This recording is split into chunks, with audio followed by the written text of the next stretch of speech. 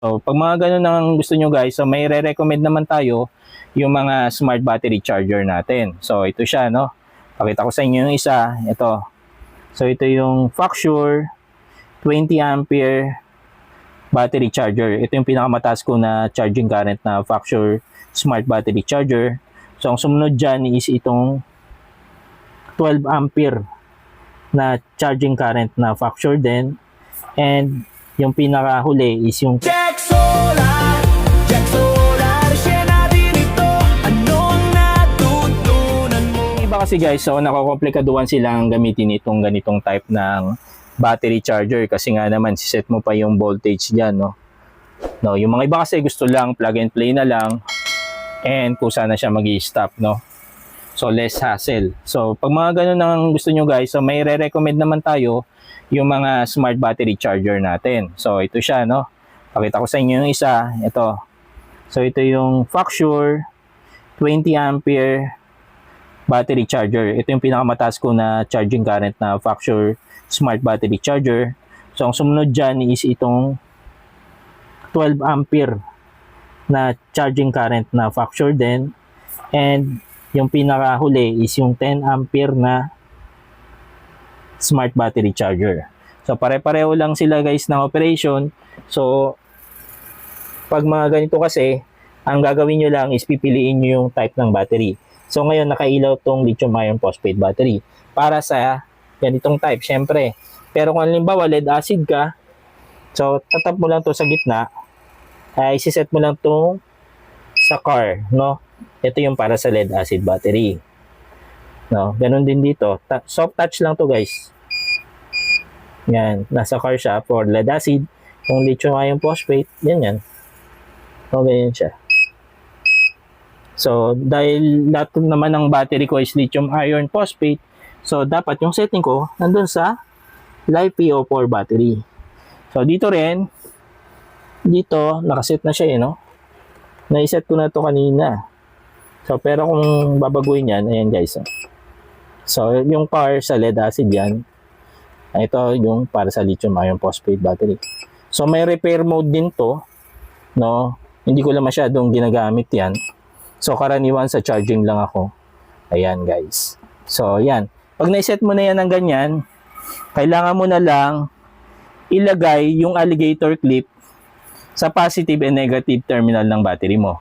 So, sa case nung ating 20 ampere charger, yung positive pa lang yung nakakalagay na alligator clip. So, ilalagay na natin yung kanyang negative. So, pag nailagay nyo yan, kung saan na yan magja-charge.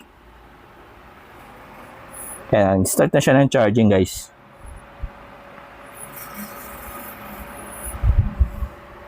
Diba?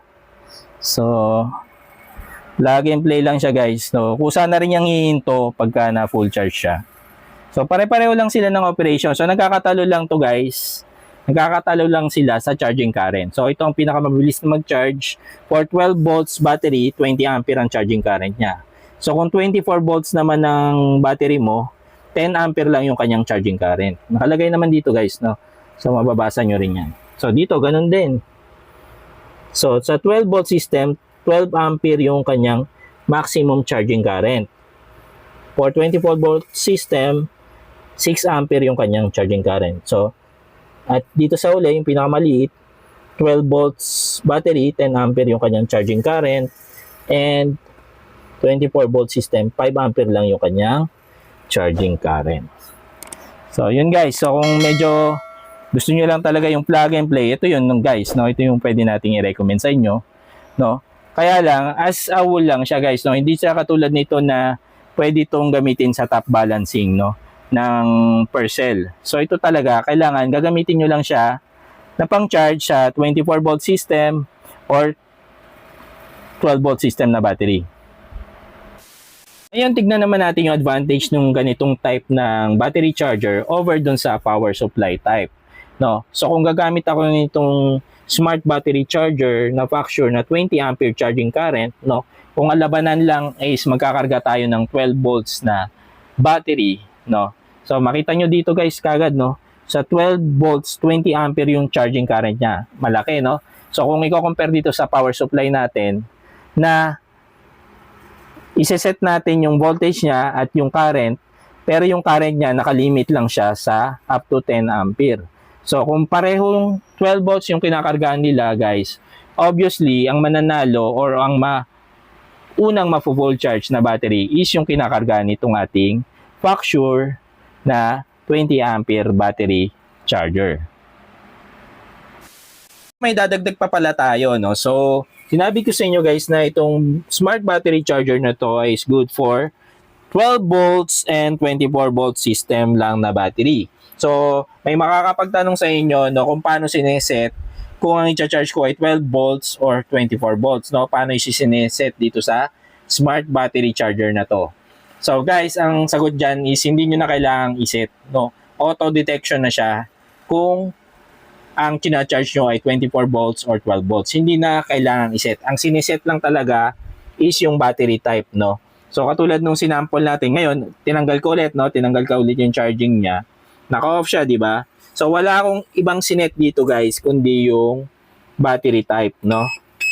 So, make sure, isiset nyo muna yung battery type bago nyo ilagay yung alligator clip sa terminal ng battery, no? Yun yung first step natin. So, battery type, set nyo. Then, yung last step, second and last step is ilagay nyo na yung kanyang alligator clip sa terminal ng battery. Yan. So, magcha-charge na siya ng kusa. So, auto-detect siya guys, no? Auto-detect. So, makita nyo, lumabas dyan, no? 12 volts. No? Sa upper left, no? Yung kulay puti. 12 volts nakalagay, no? So, tingnan natin, no? Pag tinanggal natin yung alligator, yan. So, nawala siya, di ba? Nawala yung detection niya ng battery. Kasi nga, hindi niya ma-detect na may battery dahil nakatanggal yung alligator clip ng negative terminal. So, pero sa oras na nilagay niya yan, ayun. So, magcha-charge siya and nade-detect niya yung battery system nyo. 12 volt system. So, ganun din dito guys, no? Pareho lang yan. Pareho lang sila ng operation. Wala kayong iseset na battery system voltage, yung battery type lang. So, ang step niyan sa pag-charge nito is napakadali. First is set the battery type. Second and last step is ilagay nyo na yung alligator clip sa battery terminal.